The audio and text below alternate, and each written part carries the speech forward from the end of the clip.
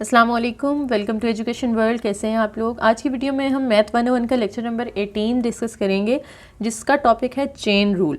अब वो chain rule कैसे हमने यूज़ करना है या कैसे उसको हमने ड्राइव करना है, उससे पहले हमें कंपोजिट फंक्शंस को थोड़ा सा देखना पड़ेगा कि कंपोजिशन ऑफ फंक्शंस जो आप लोगों ने पढ़ी थी ना पहले भी इस बुक के स्टार्ट में, कि आप क्या करते हैं, एक फंक्शन के अंदर अगर दूसरा फंक्शन एम्बेडेड है तो उसे हम कहते हैं कि ये कंपोजिशन है इन फंक्शंस की, या ये कंपोजिट फंक्शंस कहलाते हैं। और उसको हम ओपन कैसे करते हैं, यानी F of G of X लिखा हुआ है तो इसका मतलब है कि बाहर एफ ऑफ एक्स है, ठीक है, और उसके अंदर आपने जी ऑफ एक्स पुट किया हुआ है। यानी इस तरह से होता है, एफ ऑफ एक्स पहले लिखते हैं, फिर इस एक्स की जगह ना आप लोगों ने पुट कर देना होता है जी ऑफ एक्स, ठीक है। तो ये बन जाता है composite function F of G of X. और यहाँ पे अगर आप देखें, इसको हमने ओपन फॉर्म में लिखा है, तो ये जो अंदर वाला फंक्शन है जी ऑफ एक्स, इसको अगर आप अलग से किसी और अल्फ़ाबेट के इक्वल या किसी और वेरिएबल के इक्वल लेट कर लेते हैं, सपोज हम उसे यू कह देते हैं, टी कह देते हैं, कोई भी अपनी मर्ज़ी से आप नाम दे सकते हैं, यानी अंदर वाले फंक्शन को हम यू लेट कर लें, तो फिर क्या बनेगा, ये जो एफ ऑफ एक्स होता है वो क्या होता है, y के इक्वल होता है ना। तो हम कह सकते हैं कि y इज़ इक्वल टू ये जो F of G of X था हमारे पास, इसमें हमने f तो वैसे ही रखा, लेकिन जो g ऑफ x है उसको हमने u लेट कर लिया, तो उस g ऑफ x की जगह आपने u पुट कर दिया, तो ये हमारे पास बन गया f ऑफ u। यानी अब हमारे पास y जो है वो किसके इक्वल आ गया, f ऑफ u के। तो हमने लिख लिया y is equal to f of u, and जो u था वो किसके इक्वल है, g ऑफ x के, ठीक है। ये दोनों हमने लिख लिए। अब हमने चेन रूल के अंदर क्या करना होता है, हमने दोनों को अलग अलग डिफ्रेंशिएट करना होता है। आप y का डेरिवेटिव लेंगे विद रिस्पेक्ट टू u, यानी इसका डेरिवेटिव लेना है और इसके सामने जो वेरिएबल है ना उसके हिसाब से लेना है, यानी y का derivative with respect to u, तो वो dy बाई du बनेगा, और f का डेरिवेटिव f डैश u आ जाएगा। इसी तरह से इसमें जब आप डेरिवेटिव लेंगे तो इधर u आ रहा है ना, तो u का डेरिवेटिव लेंगे विद रिस्पेक्ट टू x, तो D you by D X is equal to, और g का डेरिवेटिव g डैश एक्स आ जाएगा। अब आपने ये जो D Y by D U निकाला वो लिखें, डॉट का मतलब है मल्टीप्लाई, और डी यू बाई डी एक्स जो निकाला, दोनों को जब आप मल्टीप्लाई करेंगे ना तो आपके पास आंसर आएगा D Y by D X का, यानी ओरिजिनल फंक्शन का जो डेरिवेटिव आपने लेना था D Y by D X, वो आपके पास इन दोनों को मल्टीप्लाई करके आएगा। ये कहलाता है chain rule.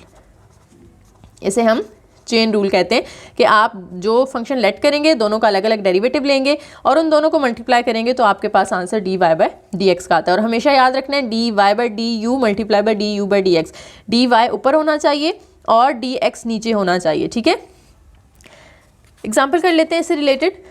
Find D Y by D X if Y is equal to 4 cos X cube. अब देखें इसके अंदर हमें एक कॉन्स्टेंट नंबर दिया हुआ है 4 और आगे फंक्शन है कॉस एक्स, ठीक है, और इस x की जगह उन्होंने पुट किया हुआ है x की पावर 3, यानी इसको हम इंटरनल फंक्शन कह सकते हैं ना। यहाँ पे x क्यूब को हम लेट कर लें u के इक्वल, देन y किसके इक्वल होगा, 4 तो एज इट इज़, cos भी एज इट इज़, इसको हमने u लेट कर लिया है तो इसकी जगह cos u आ जाएगा। और अब आपने इन दोनों का अलग अलग डेरिवेटिव लेना है। इसका डेरिवेटिव लेंगे तो वो D you by D x आएगा, और पावर रूल लगाएंगे, पावर साइड पे आके मल्टीप्लाई होगी, पावर में से 1 माइनस होगा तो वो पावर 2 रह जाएगी, 3x स्क्वायर आ गया। इसी तरह से इसका जब आप डेरिवेटिव लेंगे तो वो D Y by D U होगा, तो D Y by D U equal होगा 4 तो कॉन्स्टेंट है, कॉस यू का डेरिवेटिव माइनस साइन यू। अब ये माइनस बाहर आ जाएगा और 4 साइन यू आंसर आ गया हमारे पास। अब हमने चेन रूल यहाँ पे अप्लाई करना है, जिसमें क्या होता है D Y by D X equal होता है D Y by D U multiply by D you by D X. अब आपने इन दोनों की वैल्यूज़ लिखी, इसकी वैल्यू और इसकी वैल्यू, दोनों को मल्टीप्लाई कर देना है, और जब मल्टीप्लाई करेंगे तो -4 3 से मल्टीप्लाई होकर -12, और साइन यू और एक्स स्क्वायर, तो वो हमने एक्स स्क्वायर साइन यू लिख दिया। अब एंड पे आपने आखिरी काम ये लाजमी करना है कि यू की जगह उसकी वैल्यू वापस पुट करनी है। आपने हमने लेट की थी ना u is equal to X power 3, तो आपने इस u की जगह एक्स पावर 3 लाजमी पुट करना है, बाकी जो फंक्शन है वो वैसे ही रहेगा। यानी फाइनल आंसर आपका उसमें u नहीं होना चाहिए, सारा x की फॉर्म में होना चाहिए। नेक्स्ट आ जाता है हमारे पास जनरलाइज फार्मूला, कि अगर आप उस जो चेन रूल है उसको मजीद जनरल फॉर्म में लिखना चाहते हैं तो उसको इस तरह से भी लिख सकते हैं। आप देखें D Y by D X जब आपने निकालना है तो वो जो एफ ऑफ यू वाला फंक्शन है आप उसका डेरिवेटिव लें, ठीक है, तो वो क्या आ जाएगा, एफ डैश यू आ जाएगा, और फिर जो अंदर u वाली टर्म होगी ना उसका अलग से डेरिवेटिव ले लें, ठीक है। चेन रूल अप्लाई कर सकते हैं या फिर ये तरीका यूज़ कर सकते हैं, दोनों तरीके से आंसर आपका सेम ही आएगा। अब पेपर में आप लोगों को वो चेन रूल से कहते हैं तो आपने उससे करना है, जनरलाइज फार्मूला से कहते हैं तो इससे करना है। अगर वो कोई तरीका मेंशन नहीं करते तो आप अपनी मर्जी से दोनों में से कोई भी यूज़ कर सकते हैं, लेकिन अगर उन्होंने चेन रूल कहा है तो आपको उसी के मार्क्स मिलेंगे, आपको इसके मार्क्स नहीं मिलेंगे, ठीक है। इसको अप्लाई कैसे करना है, बहुत आसान से मैं आपको एग्जांपल करवाती हूँ इस तरीके से। आपको देखिए फंक्शन दिया गया, इसमें से ये जो अंदर वाला फंक्शन है इसको हम u लेट करेंगे ना, तो ये बनेगा u इज इक्वल टू ये वाला जो हमने लेट किया x square minus x plus 1। तो इसका मतलब है कि ये जो f ऑफ u बनेगा वो हो जाएगा u की पावर 23, यानी अब जो u की टर्म में फंक्शन आना है इसकी जगह तो हम u पुट कर देंगे और पावर 23, तो ये हमारे पास 2 आ गए। अब चेन रूल अगर हमने यूज़ करना होता तो हम क्या करते, दोनों का अलग अलग डेरिवेटिव लेते, दोनों को मल्टीप्लाई करते और हमारे पास डेरिवेटिव आ जाता। लेकिन हमने जनरलाइज फॉर्मूला अगर यूज़ करना है तो फिर इसको कैसे सॉल्व करेंगे। आप लोगों ने क्या करना है, हमने पढ़ा ऊपर कि एफ ऑफ यू का हमने डेरिवेटिव लेना होता है, तो आप एफ ऑफ यू का डेरिवेटिव लें। जो एफ ऑफ यू है वो क्या है, यू पर 23 है ना, उसका आप डेरिवेटिव ले लें। तो डेरिवेटिव में पावर तो उसकी साइड पे आ जाएगी, फिर 23 में से 1 माइनस करेंगे तो 22 रह जाएगा। अब ये करने के बाद डेरिवेटिव के बाद आपने यू का अलग से भी डेरिवेटिव लेना होता है। तो हमने ये जो u है इसका अलग से भी डेरिवेटिव ले लिया du बाय dx। अब आप क्या करें, u की वैल्यू पुट कर दें, यहाँ भी पुट कर दें और यहाँ भी पुट कर दें, ठीक है। तो यहाँ पे जब आप पुट करेंगे ना, इधर अभी पुट कर दें एंड पे कर दें, कोई फर्क नहीं पड़ता, यहाँ पे अभी आप पुट कर दें d के बाद जो u आ रहा है, इस u की जगह हमने उसकी वैल्यू पुट कर दी जो हमने लेट की हुई थी x square minus x plus 1, वो हमने यहाँ पे पुट की। अब आपने क्या करना है, इसका डेरिवेटिव लेना है। एक्स स्क्वायर का डेरिवेटिव 2x आ जाएगा क्योंकि पावर साइड पे आ जाएगी और पावर में से 1 माइनस होगा। x का डेरिवेटिव 1 होता है और 1 क्योंकि कांस्टेंट है तो कांस्टेंट का डेरिवेटिव तो हमेशा 0 होता है, तो 2x माइनस 1 आ गया। अब ये जो 2x माइनस 1 है, ठीक है, और इधर ये जो 23 है ये तो हमने वैसे ही लिख लिए, और यहाँ जो u पर 22 था इस u की जगह हमने जो वैल्यू उसकी लेट की हुई थी वो हमने वापस पुट कर दी। इधर कर लें एंड पे आके कर लें, एक ही बात है, ठीक है। तो ये हमने जनरलाइज फॉर्मूला के ज़रिए इसको सॉल्व कर लिया। अब आप इसको चेन रूल से भी करके देखें और आंसर दोनों का सेम ही आएगा, ठीक है। अच्छा जी, अब यहाँ पे टेबल में ना आपको उन्होंने समरी एक तरह से दे दी है कि जितने भी आपने फॉर्मूलाज अभी तक पढ़ लिए हैं डेरिवेटिव के, वो सारे यहाँ पे उन्होंने u की फॉर्म में लिखे हैं, ठीक है। देखें, अगर u एक फंक्शन है और उसकी पावर n है तो हमने क्या पढ़ा हुआ है, हम n पावर साइड पे ले आते हैं और पावर में से 1 माइनस करते हैं, और फिर अब आपने क्या करना है, u का अलग से भी डेरिवेटिव लेना है, जैसे ऊपर आपने जनरलाइज फार्मूला के अंदर पढ़ा। इसी तरह से अगर अंडर रूट u वाला कोई फंक्शन है तो आपने अंडर रूट का डेरिवेटिव क्या होता है, अगर आपके पास अंडर रूट x है इसका आपने लेना है डेरिवेटिव। इसका मतलब क्या है, अंडर रूट का मतलब ये है कि x की पावर 1/2 है, यही मतलब होता है ना पावर का, अंडर रूट का, कि उसकी पावर 1/2 है। तो आपने क्या करना है, 1/2 साइड पे ले आना है और उसकी पावर में से 1 माइनस करना है। तो 1/2 x की पावर, इनका जब आप एलसीएम वगैरह लेके सॉल्व करते हैं ना तो -1/2 आता है, और जब आप माइनस पावर को ओवर के नीचे ले आएंगे तो उसकी पावर प्लस हो जाएगी, यानी ऊपर से आप उसको नीचे ले आए, और 1/2, और 1/2 का मतलब तो अंडर रूट होता है ना, तो आप इसकी जगह दोबारा अंडर रूट एक्स लिख सकते हैं, यानी अंडर रूट एक्स का डेरिवेटिव 1/2 अंडर रूट एक्स आता है। तो अंडर रूट यू का भी वही आएगा 1/2 अंडर रूट यू, लेकिन यहाँ पे क्या फ़र्क आएगा कि आपने ये जो u है इसका फिर अलग से भी डेरिवेटिव लेना है, ठीक है। सिंपल सी बात है, जैसे आप डेरिवेटिव पिछले लेक्चर्स में करते आए हैं वैसे ही करने हैं, बस एक चीज़ एक्स्ट्रा आपने यहाँ पे करनी है कि अलग से लाजमी डेरिवेटिव लेना है, ठीक है। साइन यू का डेरिवेटिव कॉज यू होगा और फिर यू का अलग से डेरिवेटिव, कॉज यू का डेरिवेटिव माइनस साइन यू होगा और फिर यू का अलग से डेरिवेटिव लेना है। इसी तरह से टेन यू का डेरिवेटिव सेकंड स्क्वायर होता है और जो यू है उसका अलग से भी डेरिवेटिव आएगा। कॉट का डेरिवेटिव माइनस को सेकंड स्क्वायर होता है और साथ में यू का अलग से भी डेरिवेटिव लेना आपने। इसी तरह से सेकंड यू जो है उसका डेरिवेटिव क्या होगा, सेकंड यू टेन यू, और फिर यू का अलग से भी डेरिवेटिव लेंगे। इसी तरह से कोसेकेंट यू का डेरिवेटिव जब हम ओपन करते हैं तो वो आता है minus cosecant you cot you, and आपने यू का अलग से भी डेरिवेटिव लेना है। अब हम इसको क्वेश्चन में अप्लाई करते हैं ताकि आपका कॉन्सेप्ट मज़ीद क्लियर हो जाए। देखें जी, पहली एग्जाम्पल है हमारे पास d/dx sin 2x। अब पहले हमने जो फंक्शंस पढ़े थे वो तो सिंपल साइन x की फॉर्म में थे ना, यानी हम उसका डेरिवेटिव ले लेते थे तो वो आ जाता था हमारे पास cos x। लेकिन अब यहाँ पे x की जगह u यानी एक कंपोजिट फंक्शन की फॉर्म में हमें दिया गया ना, x की जगह 2x है, तो हम कह देते हैं कि लेट u है ये हमारे पास 2x। अब इसकी जगह अगर आप u पुट करते हैं तो ये बन जाएगा साइन u। अब उसका आपने ले लेना है डेरिवेटिव, और साइन यू का डेरिवेटिव अभी हमने पीछे क्या देखा, साइन यू का डेरिवेटिव होता है कॉज यू, और फिर यू का अलग से भी डेरिवेटिव आपने लेना होता है, ठीक है। तो अब आपने क्या करना है, इधर यू की वैल्यूज पुट कर देनी है।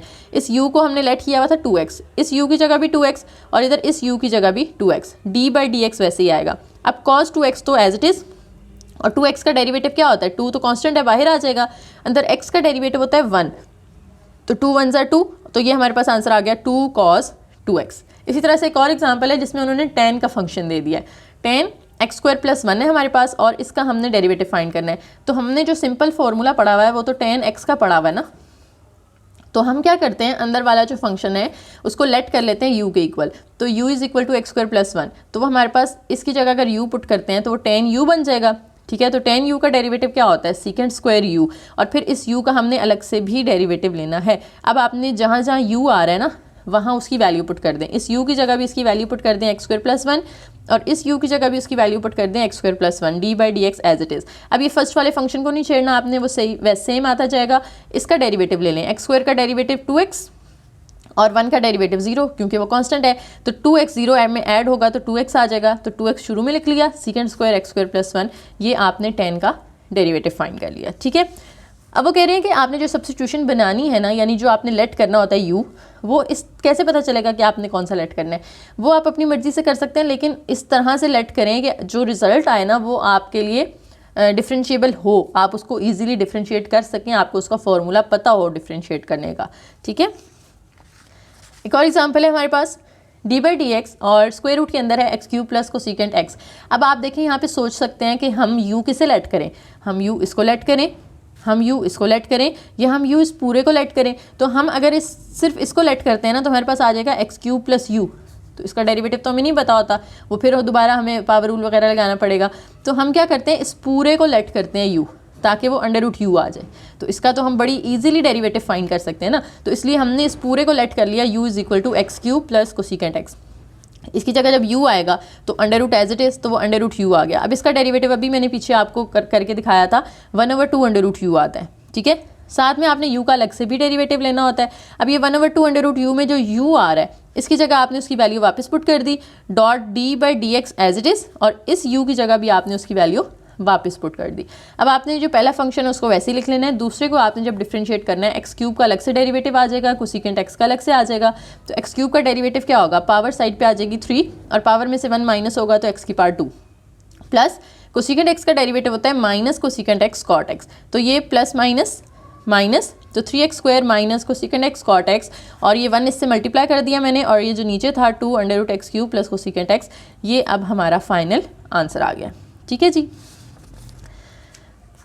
एंड पे आगे ऑल्टरनेट टू चेन रूल, यानी जो चेन रूल आप यूज़ कर रहे हैं ना उसके लिए हमने एक तो ऑल्टरनेट पहले पढ़ लिया जिसमें हमने जनरलाइज्ड फॉर्मूला पढ़ा, एक और ऑल्टरनेट ये है कि आपको लेट नहीं करना पड़ेगा। ठीक है, आप लेट नहीं करते, आप डायरेक्ट सॉल्व कर लेते हैं। जैसे F of G of X दिया हुआ है आपको, आप क्या करते हैं एफ का डेरिवेटिव लेते हैं पहले, यानी इस पूरे का, जी ऑफ एक्स को नहीं छेड़ रहे, सिर्फ इस एफ का बाहर वाली चीज़ का डेरिवेटिव लेते हैं, और फिर अंदर वाली का डेरिवेटिव अलग से ले लेते हैं। बात तो वही होगी ना जनरलाइज फार्मूला वाली, जैसे उसमें हमने कहा है कि u के साथ फंक्शन का डेरिवेटिव लें और फिर u का अलग से ले लें, तो यहाँ पे भी वही सेम बात है, बस इसमें यह है कि आपको लेट नहीं करना पड़ेगा। जैसे हमारे पास देखें D by D X is equal to cos 3x plus 1, तो हम कह सकते हैं कि ये f है और ये g है, तो हम पहले f का डेरिवेटिव लेंगे, हमने f का डेरिवेटिव लेना है, तो इसका डायरेक्ट हम डेरिवेटिव में पुट किया, तो cos का डेरिवेटिव हम लिख लेते हैं माइनस साइन, और g को हमने नहीं छेड़ना, g जैसे था वैसे ही रहेगा। अब डॉट लगा के आपने इस g का ना अलग से डेरिवेटिव लेना है। ठीक है, जैसे यहाँ पे ऊपर अलग से डेरिवेटिव लिया हुआ है, तो पहला तो एज इट इज़, फिर 3 भी एज इट इज़, क्योंकि कांस्टेंट है, x का डेरिवेटिव 1 होगा तो 3 इंटू 1 प्लस इस 1 को हम 0 कर देंगे क्योंकि कांस्टेंट का डेरिवेटिव 0 होता है। अब आपको अच्छा एक ये चीज़ आपने याद रखनी है, अगर वेरिएबल के साथ कांस्टेंट आ रहा है ना और उसका जब आप डेरिवेटिव लेते हैं तो फिर कांस्टेंट बाहर आता है और अंदर डेरिवेटिव जो है वो आपने वेरिएबल का लेना होता है। लेकिन अगर कांस्टेंट अकेला है फिर उसका आंसर 0 होगा। ठीक है, ये इसमें काफ़ी बच्चे परेशान होते हैं कि समटाइम्स हम कांस्टेंट को बाहर ले आते हैं, समटाइम्स उसको 0 कर देते हैं। तो अगर तो कांस्टेंट किसी वेरिएबल के साथ आ रहा है तो फिर वो बाहर आएगा और वेरिएबल अंदर रहेगा, लेकिन अगर कांस्टेंट अकेला आ रहा है उसके साथ कोई वेरिएबल नहीं है फिर उसका डेरिवेटिव 0 होता है। ठीक है, तो ये 1 तो अकेला है ना, इसलिए उसको 0 कर दिया हमने। अब ये देखें 3 1 3, तो बाहर माइनस भी है तो ये बन गया -3 और साथ में साइन 3x प्लस 1। ठीक है जी, ये हमारा हो गया लेक्चर नंबर 18। छोटा सा लेक्चर था, कोई इतनी ज़्यादा मुश्किल चीज़ें नहीं थी। इसके अंदर चेन रूल हमने पढ़ा और हमने देखा कि जो कंपोजिट फंक्शंस हैं उनको हम 3 तरीके से सॉल्व कर सकते हैं। एक चेन रूल अप्लाई करके, ठीक है, यानी आपने u लेट किया, फिर दोनों चीज़ों का अलग अलग डेरिवेटिव लेके दोनों को मल्टीप्लाई किया। दूसरा हमने जनरलाइज फार्मूला पढ़ा कि आप u को लेट करते हैं, ठीक है, और u के साथ उस फंक्शन का डेरिवेटिव लेते हैं, फिर u का अलग से डेरिवेटिव लेते हैं और n पे u की वैल्यूज़ भी पुट करते हैं। और लास्ट हमने पढ़ा ये जो ऑल्टरनेट है, इसमें आपने क्या करना है, u वगैरह लेट नहीं करना, डायरेक्ट सिर्फ f का डेरिवेटिव लेना है और g को नहीं छेड़ना और फिर n पे g का दोबारा से डेरिवेटिव ले लेना है। ठीक है जी।